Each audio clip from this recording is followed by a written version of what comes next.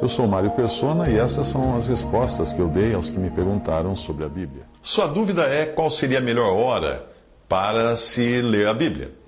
É importante ler a Bíblia a qualquer hora, sempre que possível, não é?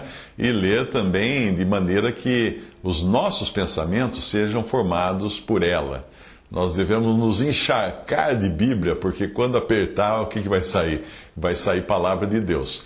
Hoje, a leitura da Bíblia ficou até mais fácil, porque nós temos tecnologia da informação, hoje temos celulares, temos computadores, temos tablets, laptops, então nós podemos ler em qualquer lugar, até na sala de espera do médico, no ônibus, no metrô, e também podemos ouvir a Bíblia no carro, dirigindo, escutando a Bíblia.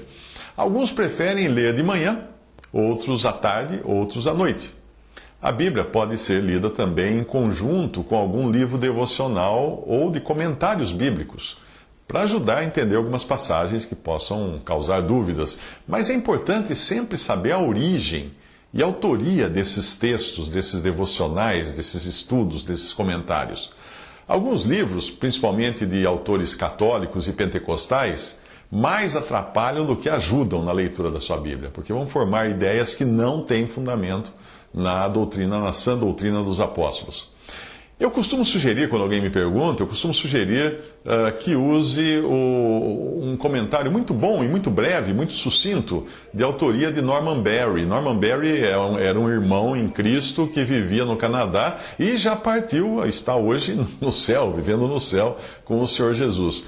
Ele vinha para o Brasil às vezes, costumava ficar na minha casa e era sempre bom encontrá-lo pelo seu ministério da palavra de Deus. E o Norman deixou a sua profissão quando ele era jovem, ele deixou a sua profissão numa grande agência de publicidade no Canadá para dedicar-se tempo integral a pregar o Evangelho. Ele comprou uma tenda, que ele custou, eu acho que tinha um ônibus também, que ele me parece que comprou, uma van muito grande, e ele costumava viajar e armar a tenda em diferentes lugares, diferentes localidades, e aí convidava as pessoas e as crianças do lugar para escutarem a pregação da palavra de Deus. Ele sempre tinha uma pregação muito simples, muito direta. Nessa época ele publicava, eu creio que ele fazia isso imprimindo em mimeógrafo, um panfleto chamado Chapter a Day, ou traduzido para o português é Um Capítulo por Dia. E aí ele enviava isso pelo correio gratuitamente a milhares de pessoas no Canadá, nos Estados Unidos, era em inglês, para os países de língua inglesa ele enviava a todo mundo que pedia isso. Chegou uma época que eu traduzi todos os seus textos do Chapter a Day para o português, e no início da internet eu comecei a enviar por e-mail a milhares de pessoas também que pediam esses textos. Hoje eu não envio mais por e-mail, mas eu publiquei o material todo num site chamado Stories, ou Histórias de Verdade. O endereço é www.stories, em inglês, .org.br/Shaddai. Está aqui um link aqui embaixo para você copiar e acessar. www.stories.org.br/Shaddai. Eu publiquei nesse site, Stories de Verdade, um formato que você pode ler as mensagens do Norman Berry como se fosse um calendário, com uma mensagem para cada dia do ano, um capítulo para cada dia do ano, ou uma passagem de um capítulo para cada dia do ano, e aí você pode ler a Bíblia inteira em poucos anos. Uma irmã canadense depois traduziu grande parte desses textos para o francês. Bem, voltando ao assunto de quando ler a Bíblia, quando os meus filhos eram pequenos, nós líamos todos os dias de manhã 2 capítulos e cantávamos um hino. Sim, era na hora do café da manhã.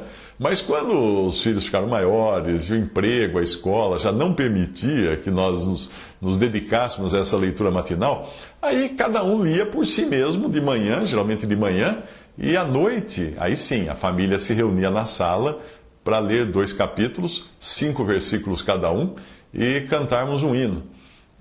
E as crianças praticamente aprenderam a ler lendo a Bíblia, não é? Lendo esses versículos à noite, aquele jeitinho da criança ainda, aos trancos e barrancos no começo, mas depois pegaram até inclusive um vocabulário que é muito rico, porque a leitura da Bíblia acrescenta um vocabulário rico. em quem lê a Bíblia. Mas não pense que isso fosse, essa leitura na noite, em família, fosse uma obrigação, uma coisa que meus filhos fizessem de má vontade. Não, não era. Nós fazíamos desse um momento muito especial, todos desfrutavam desse momento e realmente sentimos falta disso quando algum compromisso impedia a nossa leitura daquele dia. Porque não ficava só na leitura da Bíblia, mas acabava se transformando numa conversa entre amigos. E essa é uma conversa em que a gente comentava as coisas do dia também, alguém podia trazer uma dúvida, algum dos filhos, alguém. E nessa conversa entre amigos, o importante era isso. Estava incluído na conversa aquele amigo que é mais chegado que um irmão, como fala em Provérbios 18, 24. Existe um princípio no Antigo Testamento que pode ser de ajuda, pode ser aplicado na sua leitura bíblica. Lembre-se disso, quando os israelitas colhiam o maná, o pão que caía do céu, eles faziam isso cedo, de manhã, antes de o sol esquentar o chão, e deviam colher todos os dias, exceto aos sábados. E esse maná ele derretia se o sol esquentasse. Esse princípio do Antigo Testamento nos ensina que o melhor mesmo é nós nos ocuparmos com o pão do céu quando o sol das atividades diárias ainda não esquentou a nossa cabeça. Nós estamos ainda com a cabeça quente com os afazeres do dia e podemos desfrutar melhor da palavra de Deus e de Cristo e da comunhão com Cristo. Eu vou ler os trechos do Antigo Testamento para ajudar a entender este princípio. Ali diz assim: Então disse o Senhor a Moisés: Eis que vos farei chover do céu pão, e o povo sairá e colherá diariamente a porção para cada dia, para que eu ponha à prova se anda na minha lei ou não. Dar-se-á que ao sexto dia prepararão o que colherem, e será o dobro do que colhem a cada dia. Resumindo, passando mais para frente a passagem: E quando se evaporou o orvalho que caíra na superfície do deserto, restava uma coisa fina, semelhante a escamas, fina como a geada sobre a terra. Vendo-a, os filhos de Israel disseram uns aos outros: Que é isto? Pois não sabiam o que era. Disse-lhes Moisés: Isto é o pão que o Senhor vos dá para vosso alimento.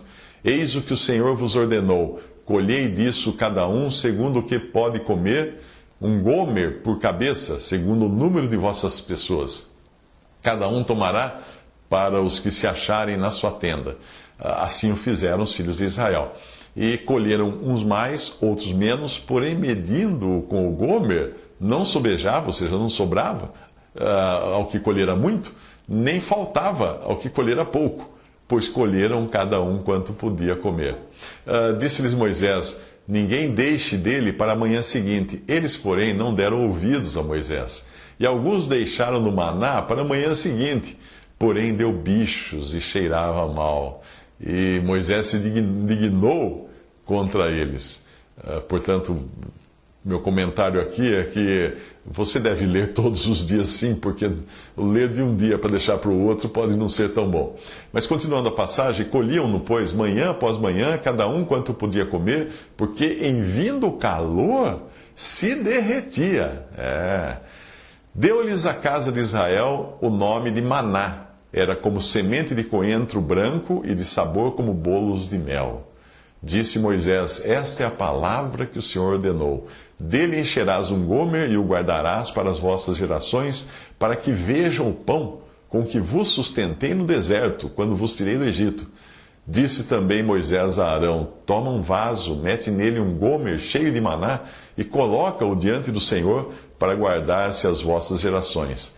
Como o Senhor ordenara a Moisés, assim Arão o colocou diante do testemunho para o guardar, e comeram os filhos de Israel maná 40 anos, até que entraram em terra habitada, comeram maná até que chegaram aos limites da terra de Canaã. E o gomer é a 10ª parte de um efá. Isso tudo está em Êxodo 16 e é muito instrutivo para nós que vivemos nesse deserto chamado mundo, a caminho da nossa pátria celestial. E aqui nós precisamos sim nos alimentar da palavra de Deus. E sabemos também que a palavra de Deus é o próprio Senhor, não é? Ele é o verbo de Deus. Mas vai chegar um momento em que não precisaremos mais, entraremos na presença de Cristo e aí estaremos com Ele eternamente no céu. Visite respondi.com.br. Visite 3minutos.net.